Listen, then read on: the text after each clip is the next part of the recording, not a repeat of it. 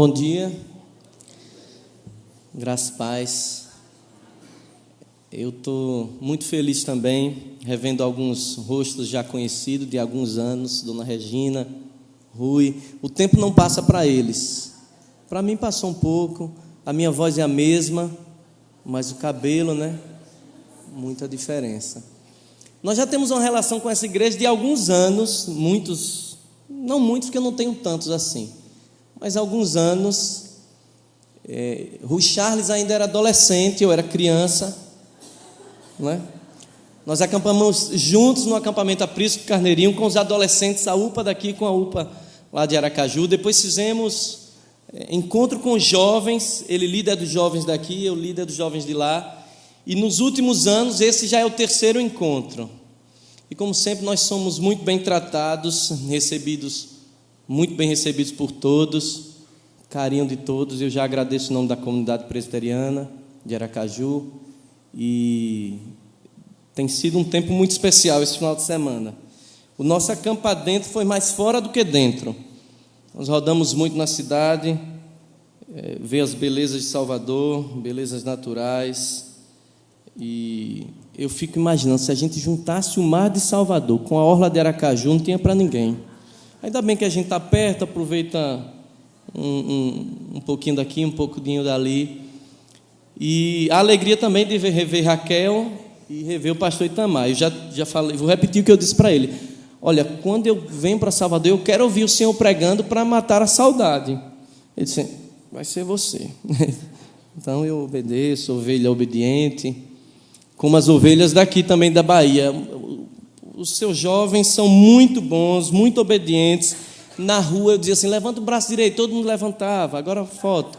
Agora o esquerdo, aí eles levantavam, também faziam tudo o que eu mandava. Se eles forem assim, eles não dão trabalho a nenhum pastor, obedientes, bonzinhos, toda a vida. Mas é um prazer, e o prazer maior é poder compartilhar um pouco da palavra do Senhor com você. E o meu desejo é que Deus ministre ao seu coração, assim como ministrou ao meu, e que você guarde um pouco daquilo que nós vamos conversar aqui, e permita que o Senhor fale ao seu coração. Quero convidar você a abrir a sua Bíblia. Nós vamos ler de pé. O texto está lá no Evangelho de Lucas, capítulo 24, a partir do verso 13.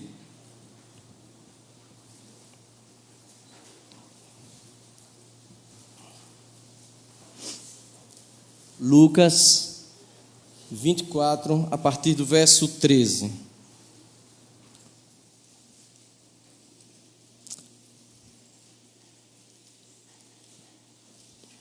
Diz assim a palavra do Senhor.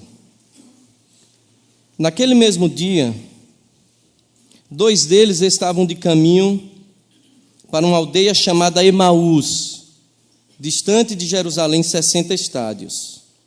Iam conversando a respeito de todas as coisas sucedidas. Aconteceu que, enquanto conversavam e discutiam, o próprio Jesus se aproximou e ia com eles.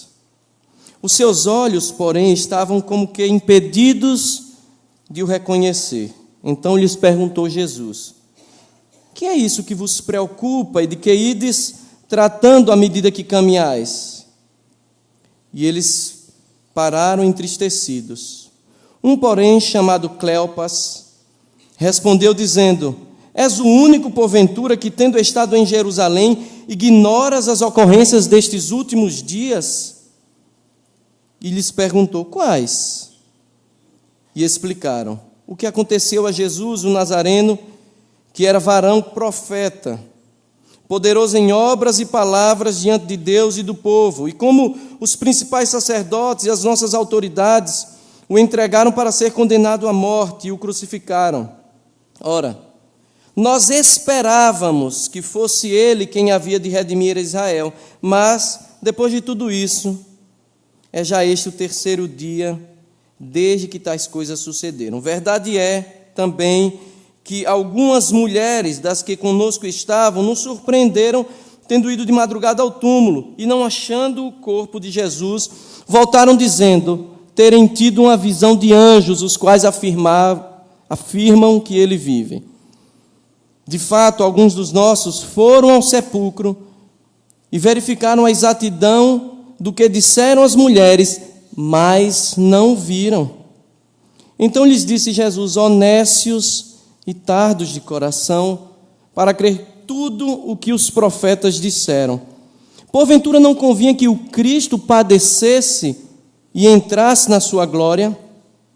E começando por Moisés, discorrendo por todos os profetas, expunha-lhes o que a seu respeito, constava em todas as Escrituras. Quando se aproximavam da aldeia para onde iam, fez ele menção de passar adiante, mas eles o constrangeram, dizendo: fica conosco, porque é tarde, e o dia já declina. E entrou para ficar com eles. E aconteceu que, quando estavam à mesa, tomando ele o pão, abençoou e, tendo partido, lhes deu. Então se lhes abriram os olhos e reconheceram, mas ele desapareceu da presença deles. E disseram um ao outro: porventura não nos ardia o coração quando ele pelo caminho nos falava, quando nos expunha as Escrituras? E na mesma hora, levantando-se, voltaram para Jerusalém, onde acharam reunidos os 11 e outros com eles, os quais diziam: o Senhor ressuscitou e já apareceu a Simão. Então os dois contaram o que lhes acontecera no caminho e como foram por eles reconhecidos no partir do pão. Feche seus olhos, nós vamos ter um tempo de oração. Ó Deus Santo, nós bendizemos o Teu nome, louvamos a Ti pelo Teu cuidado, pelo Teu amor, pela Tua bondade. Este cuidado que se mostra quando nós temos acesso livre à Tua palavra, quando lemos a Tua palavra livremente no nosso país e quando ela fala aos nossos corações, que é algo muito tremendo e especial. Bendito seja o Teu nome. Nós reconhecemos o Senhor nisto tudo, Deus. Reconhecemos. Mas pedimos agora que a palavra do Senhor fale aos nossos corações. Que nós estejamos atentos à Tua voz e que haja consolo e conforto para aquele que necessita, cura para o que está precisando de cura, e que o Senhor salve aquele que o Senhor deseja salvar. Que assim seja, por meio da Tua palavra e da ação do Teu Espírito, em nome de Jesus. Amém. Pode sentar, por favor. Nós conhecemos essa história, conhecemos todos os acontecimentos que antecederam esse momento muito especial. E quando eu leio esse texto, não há como não pensar nessa música que nos traz todo aquele tom comovente dessa história. Mas é interessante nós pensarmos nessa história da perspectiva daqueles dois homens. O que estava acontecendo? Quais eram os sentimentos que eles traziam nos seus corações? Se nós imaginarmos que há uma semana antes deste episódio, aqueles mesmos homens, com tantos outros, com a multidão em Jerusalém, estava festejando, celebrando a entrada de Cristo em Jerusalém. E uma semana depois, aquele mesmo rei estava, no entendimento deles, morto, e pior, o corpo já não estava presente.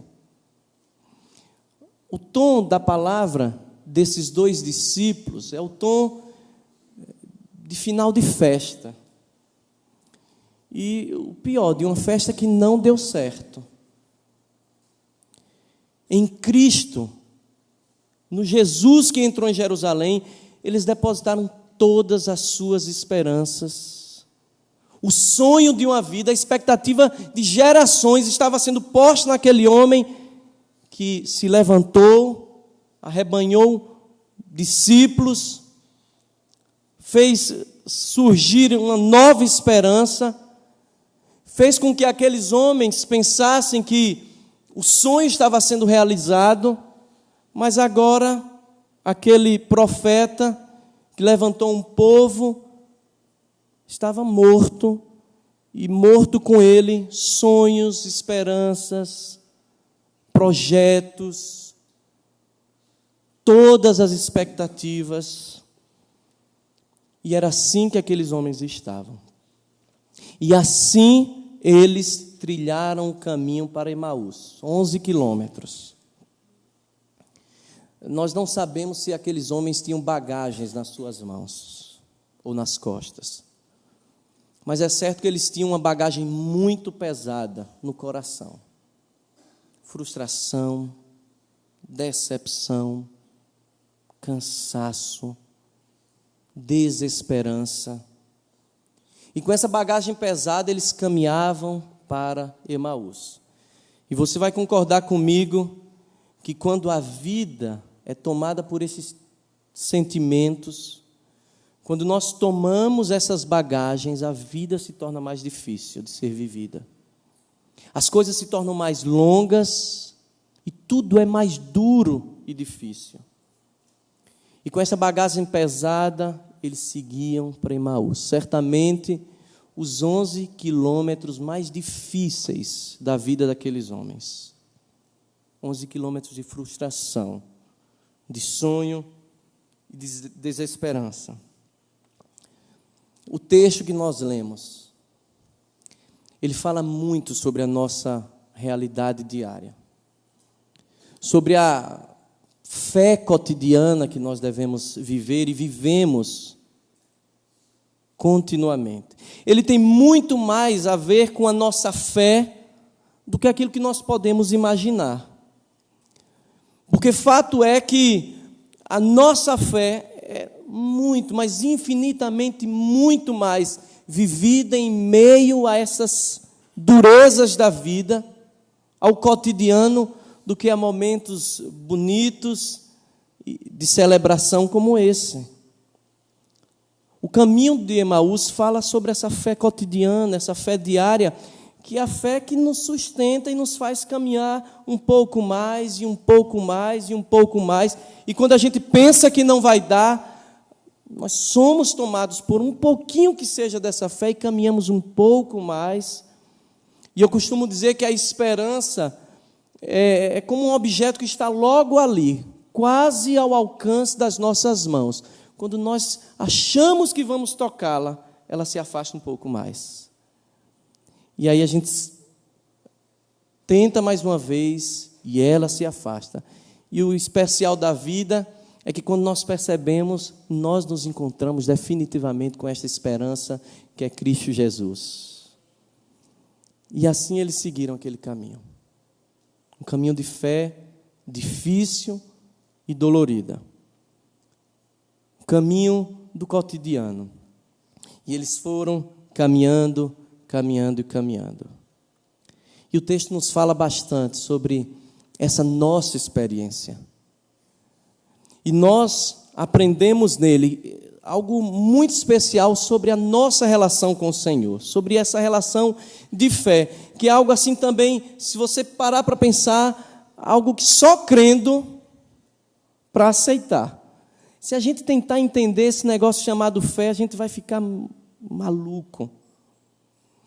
Porque fé, ao mesmo tempo que parece nos encher de poder, nos fazer pessoas especiais, a ponto de vivermos experiências que excedem a razão humana, essa lógica, experiências até sobre-humanas, ao mesmo tempo que nos faz sentir isso, ela nos põe no chão, ela nos humilha, e ela nos põe no lugar de onde nós nunca devemos sair, no lugar da dependência. E é isso que eu vejo aqui. E o que nós aprendemos aqui, eu quero deixar para você algumas lições desse texto, é que nele nós percebemos que não há outra fonte de fé verdadeira a não ser o Senhor Jesus. É Ele quem gera fé. O verso 26 e verso 27, os versos dizem assim: porventura não convinha que o Cristo padecesse e entrasse na glória, e começando por Moisés, discorrendo por todos os profetas, expunha-lhes o que a seu respeito constava em todas as Escrituras. Preste atenção comigo. Não era novidade para aqueles discípulos tudo que estava acontecendo. Se eles eram bons judeus, eles conheciam as Escrituras. Se eles eram bons judeus, eles sabiam o que o profeta Isaías havia revelado sobre o servo sofredor. E o próprio Jesus constata isso. Não era novidade.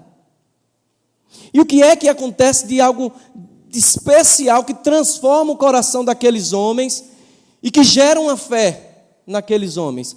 O que acontece de especial é que agora eles foram ministrados pelo Senhor. O Senhor começou a expor as Escrituras, mas agora de uma nova perspectiva. É da perspectiva da fé, do Deus vivo. Não da lei pela lei, não da letra pela letra. Eles mesmos reconhecem isso. Quando ele começava a expor as Escrituras, o nosso coração não começou a arder. A ótica era outra. Era o próprio Senhor que estava ministrando. Era o próprio Senhor que estava revelando àqueles discípulos a verdade das Escrituras, tirando a venda dos olhos daqueles discípulos. E aí sim, eles começaram a compreender. Compreender as coisas do Senhor não é algo que se explique naturalmente. Compreender as coisas do Senhor é algo que só se explica pela mediação do Espírito Santo que nos dá o entendimento. Se Ele não nos revelar, se Ele não abrir o nosso entendimento, se Ele não decidir comunicar a nós, a letra não vai fazer absolutamente nada. Quem gera fé é o Senhor. O próprio apóstolo Paulo diz, porque não depende de quem quer ou de quem corre, mas de usar o Senhor a sua misericórdia, logo Ele tem misericórdia de quem quer e endurece o coração a quem lhe apraz. E o próprio Paulo diz que as coisas espirituais só se discernem espiritualmente. É uma verdade tão simples, concordam comigo? Mas que muitas vezes nessa nossa caminhada de fé nós esquecemos. Nós temos a tendência natural e sem graça, longe da graça do Senhor, de pensar que as coisas vão acontecer do jeito que nós queremos, na força do nosso braço ou no poder das nossas estratégias e planejamentos. E nós temos a capacidade de fazer isso, fazemos muito bem. E o problema é que nós nos frustramos quando as coisas não acontecem do jeito que nós planejamos. Porque a nossa tendência é esquecer um pouco do Todo-Poderoso e tentar fazer as coisas do nosso jeito. Não agir por fé, ou uma fé que atrela essa esperança nele com as nossas ações. Estratégias fazem parte, planejamento também, da nossa vida particular, da vida da igreja como um todo, como comunidade local, mas nenhuma estratégia pode sobrepujar o poder de Deus na nossa vida. É Ele quem gera, é Ele quem comunica, é Ele quem faz. Você ora por algum parente seu, filho, amigo, gente que você sabe que precisa de Cristo. Você faz de tudo. Se você põe aos pés de quem pode fazer, espere porque Ele vai fazer. Ele vai fazer, é Ele quem gera. Não é na força do nosso braço que a igreja caminha, que nós nos movemos, mas é no poder daquele que gera a verdadeira fé. Só Ele pode fazer isso. Recentemente, acho que não tem 2 semanas, eu fui chamado para visitar um grupo da nossa igreja, um grupo de jovens, para tentar esclarecer a algumas adolescentes algo sobre fé. Há um adolescente que não é da nossa igreja, mas participa desse grupo, e ela foi ensinada, doutrinada sobre a fé que move montanhas, uma fé que de tão poderosa determina para Deus o que Deus tem que fazer, e de tão poderosa é inadmissível que um crente possa adoecer. Eu disse, minha irmã, eu estou com um espinho aqui na ponta do meu dedo, que eu não consigo tirar, mas está doendo todo o meu corpo. Eu já pedi para ele sair, mas ele não sai. E está doendo, então eu devo ser um pouco menos crente. E ela disse, olha, e eu tentava argumentar à luz da Bíblia. Ela disse, olha, pastor, olha, você está querendo botar na minha cabeça essa teologia da derrota. Eu prefiro ficar com a minha teologia da prosperidade, ela é melhor. Eu disse, aí a gente concorda, ela é melhor mesmo. Ela é melhor porque ela responde os anseios do homem que pensa que a vida é isso aqui apenas. Do homem que quer suprir as suas necessidades, que acha que tudo depende dele. É uma fé quase mágica, que ordena o sobrenatural e as coisas acontecem. Mas a fé cotidiana é a fé que nos humilha e que faz com que nós aceitemos que as coisas dependem dele e que nós somos servos. Nós não trazemos o Senhor num cabresto para que Ele faça o que nós queremos ou determinamos. Nós aceitamos. Aqueles homens aprenderam, perceberam que a diferença estava nisso. Agora Cristo estava revelando a verdade, gerando a fé que faria deles servos do Senhor, dependentes dEle, e que abriu o entendimento para as coisas do Senhor. É essa a nossa fé cotidiana, uma fé de extrema dependência. Dependência. E nós aprendemos também que o Senhor é quem caminha conosco em meio às nossas dúvidas. O texto diz assim, aconteceu que enquanto conversavam e discutiam, o próprio Jesus se aproximou e ia com eles. Então lhes perguntou Jesus, que é isto que vos preocupa e de que ides tratando à medida que caminhais? Quando se aproximavam da aldeia para onde iam, fez menção de passar adiante, mas eles o constrangeram, dizendo, fica conosco, porque é tarde e o dia já declina. E entrou e ficou com eles. A história é clara. Desde o início, aqueles homens traziam no coração dúvida, questionamentos. Poxa, nós deixamos tudo, seguimos este homem, cremos que ele era o profeta de Deus, o Messias, ele iria nos libertar. Mas o que foi que aconteceu? Ele está morto. O que nós temos é uma história assim meio fantasiosa de que ele ressuscitou, contada ainda mais por mulheres histéricas. Não, ele não é possível, ele não ressuscitar é um negócio meio difícil. E aí eles iam conversando, um com o outro, expondo as suas dúvidas, mas preste atenção, Jesus foi do início ao fim, ouvindo as dúvidas daqueles irmãos, daqueles discípulos, do início ao fim, colhendo no seu coração cada palavra de dúvida, guardando. E no tempo oportuno ele diz, nécios e tardos para crer tudo que os profetas disseram. Aqui não há uma palavra de repreensão, mas é uma palavra com um tom de lamento. Jesus lamenta aquela dúvida, aquela situação que eles estavam passando. Mas Jesus recolhe para si toda aquela dúvida. E eles não foram os únicos que questionaram, que não tiveram muita certeza do que estava acontecendo. Outros discípulos já haviam também questionado isso. Será? Nós não vimos.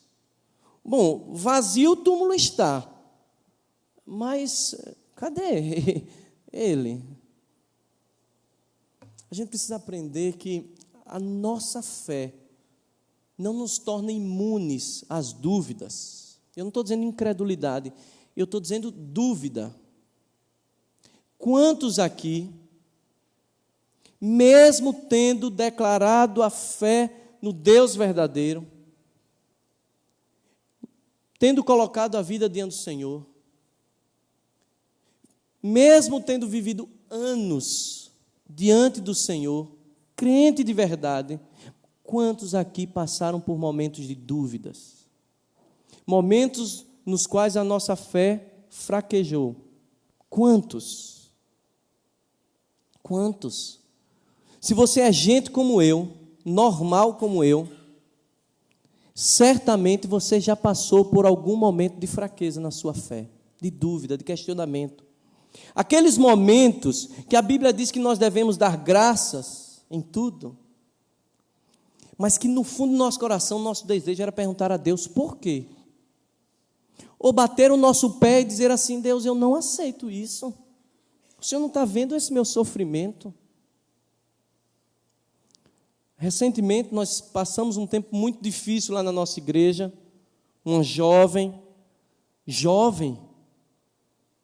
dinâmica, menina boa, muito boa, e presente, carinhosa, foi viajar, foi fazer um intercâmbio, acho que no Canadá, se despediu do grupo, das amigas, e voltou num caixão.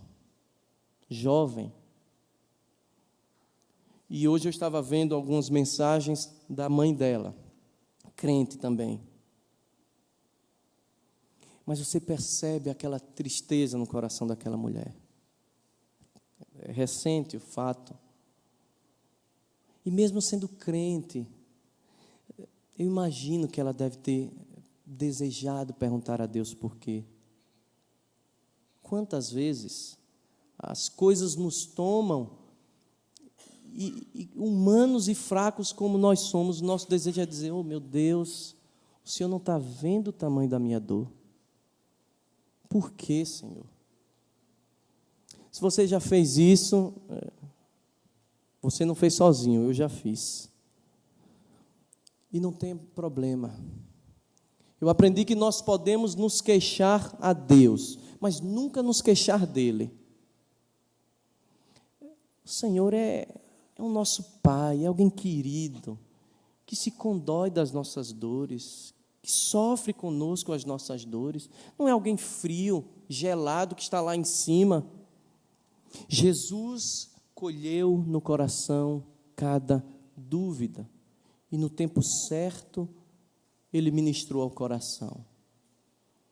O Senhor é o nosso Deus, aquele que caminha em meio às nossas fraquezas, que não nos abandona, que não nos descarta, porque nós não temos uma fé tão forte e poderosa. E Ele nem quer isso de nós, Ele quer a fé de gente fraca, num Deus forte. De gente que tem seus momentos de dúvidas, mas a despeito deles, continua crendo. Que não entende, que até desabafa, mas fica ali, firme, e mesmo a firmeza é só mesmo porque Ele nos permite ficarmos firmes, porque Ele nos sustenta, porque também por nós mesmos nós não suportamos, porque nós não temos um sumo sacerdote que não tenha compreendido e vivido tudo aquilo que nós vivemos e que não se compadece de nós. O nosso sumo sacerdote se compadece de nós. E se você tem algo no seu coração que precisa desabafar e falar para Deus, abra o seu coração sem medo. Sem medo. Vai para a sua casa, abra o seu coração, fale mesmo com as palavras que você tem no seu coração, com toda a certeza que Ele não vai te reprovar. Pelo contrário, Ele vai colher todas as suas dúvidas, porque é em meio às dúvidas que Ele caminha conosco, para no tempo certo trazer o consolo. A resposta, eu não sei se Ele traz, muitas das nossas questões Ele nunca vai nos responder, mas o que é nosso está garantido, nós cantamos aqui. E nós entendemos também que é no meio dessa fé cotidiana que o Senhor manifesta-se em gestos simples, singelos, quase imperceptíveis, mas Ele está ali presente. E aconteceu que quando estavam à mesa, tomando Ele o pão, abençoou e tendo partido, lhe deu. Então se lhes abriram os olhos e o reconheceram. Aí foi o ápice da experiência deles. o ápice. Agora os olhos estavam abertos. É Ele. E aí eles voltaram entusiasmados para Jerusalém para contar o que estava acontecendo. Mas o que foi que aconteceu para mudar aqueles homens sem esperança, desanimados, tristes? Qual foi o grande milagre que Jesus fez? Mandou fender o céu, anjos desceram tocando trombetas. Fez um milagre, provou que era Ele. Ele simplesmente pegou um pão e partiu. E aqui não é uma referência à Santa Ceia, por alguns motivos. Primeiro, o texto não faz referência ao vinho. O texto diz que Jesus saiu no meio da refeição.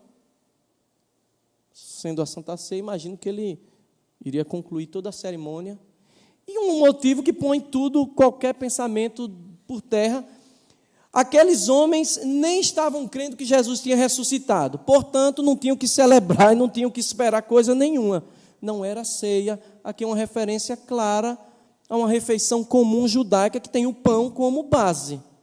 Nós sabemos disso. E foi numa refeição comum, singela, simples, cotidiana, num gesto mais simples ainda, um partir de um pão, que os olhos daqueles homens foram abertos. Algo diferente. Não é isso que acontece conosco? Os milagres da providência do Senhor diários, dia a dia, em coisas tão simples que nós muitas vezes esquecemos de dar graças. Mas nesses gestos tão simples, um abraço apertado, um alô, o pão que não falta sobre a mesa, nessas coisas tão corriqueiras, Ele está mostrando o seu poder. Ele está mostrando que é o Deus que cuida do seu povo. E num gesto simples, aquilo aconteceu. Não foi preciso um milagre. É na simplicidade que o Senhor quer caminhar conosco. Eu tenho uma convicção no meu coração, porque a Bíblia diz isso mesmo.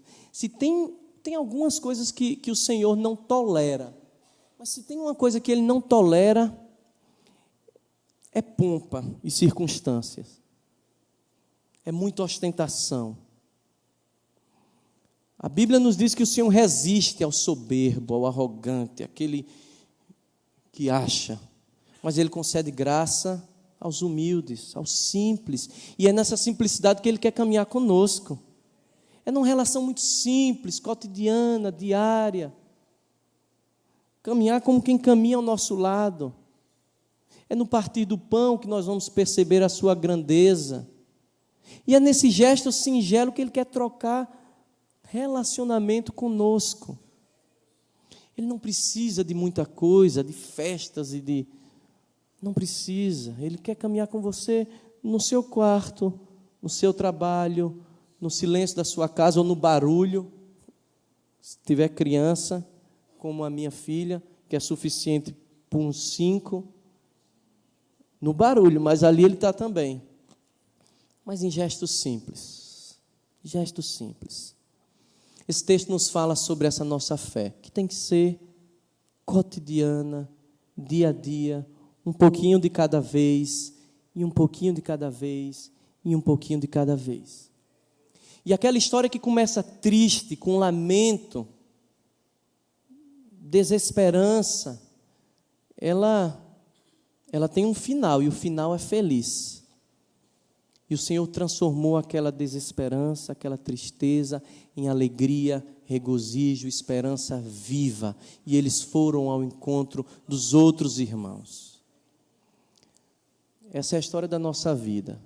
Muitas vezes nós trilhamos esse caminho, o caminho de Emaús, que é um caminho árido, sofrido, difícil, de solidão muitas vezes, só dúvidas, mas o Senhor vai ali. E no tempo certo, Ele nos faz pular de alegria e a esperança renasce. Que Deus aplique a sua palavra aos nossos corações, que você possa se apropriar dessa palavra como aqueles irmãos se apropriaram naquele dia. Feche seus olhos, nós vamos ter mais um tempo de oração. Ó Deus, Tu és o nosso santo, o santo de Israel, o santo da tua igreja. Nós olhamos para nós mesmos e perguntamos para o Senhor o que foi que o Senhor viu de bom em nós. Absolutamente nada. Nós somos bonitos por fora, mas há muita coisa em nós que nos deixa vermelhos de vergonha diante do Senhor. Mas mesmo assim o Senhor teima em nos amar, em cuidar de nós, e não nos abandonar, em caminhar conosco esse caminho tão difícil. Quantas vezes, Deus, foi por um triz, mas o Senhor nos sustentou. O Senhor tem caminhado conosco. Bendito seja o nome do Senhor. Ó Deus, nós te agradecemos porque esta verdade é tão simples, mas ela é tão forte nos nossos corações. E o que nós pedimos, Senhor, é que o Senhor torne viva esta palavra em nós, todos os dias. Ó Deus, não nos deixe abandonar o caminho. Nós cremos que Cristo está à tua destra intercedendo por nós, e por isso nós não vamos abandonar, mas é somente por isso. E que o Senhor, Deus, visite aqueles que aqui estão, que estão abatidos, desanimados, frustrados, sem esperança. Olham para frente e não vê nenhuma possibilidade. Gente que está com o coração moído, pisado. Quem sabe às vésperas de uma perda, ou quem sabe já perdeu algo muito precioso. Gente que não sabe o que fazer, que está com dúvida, que se sente só. Oh Deus Santo, em nome de Jesus, traz conforto a este coração. Responda, Senhor, console, ponha nos teus braços, manifeste em algum gesto simples, Deus, que o Senhor está presente. Quem sabe num abraço, logo que terminar aqui a nossa celebração. Ó Deus, mas por graça, manifeste o teu poder no meio da tua igreja. Nós somos dependentes do Senhor. Nós recebemos esta tua palavra com gratidão e louvor. Nós começamos este culto, Deus, com uma questão: quem aqui está feliz? Nós estamos felizes porque o Senhor comunicou a tua palavra a nós. E mesmo havendo dor, mesmo havendo falta de esperança, a nossa felicidade está no Senhor, que vai nos consolar. Bendito seja o teu nome. Nós oramos, Deus, gratos pela tua bondade, em nome de Jesus. Amém.